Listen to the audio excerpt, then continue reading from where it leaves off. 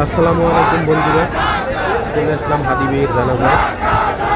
পূর্ব নির্ধারিত ঘোষণা অনুযায়ী 2:30 জানাজা হওয়ার কথা ছিল, কিন্তু তার পূর্বেই লাখো মুসল্লির দল বিখ্যাত ঐতিহাসিক মানিক মিয়া এভিনিউ।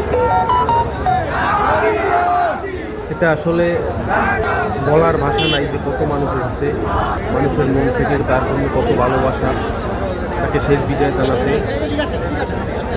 হাদিবে আমাদের মাঝ থেকে চলে গেলেন, আল্লাহ তাকে সারা করে, মহান আল্লাহ যেন তাকে আরও জান্নাতের উচ্চ মাকাম দান করে এবং হাদিবের সেই ইনসাফ ভিত্তিক একটা ভিন্ন রাজনীতি যেটা তিনি পথ দেখিয়েছেন, ওই অনুযায়ী বাংলাদেশ গঠন করতে পারে আমাদের যুব সমাজ, আমরা যেন ওই পথেই আগাইতে পারি।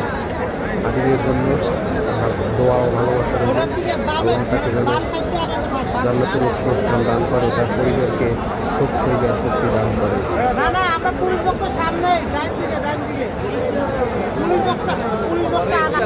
কেউ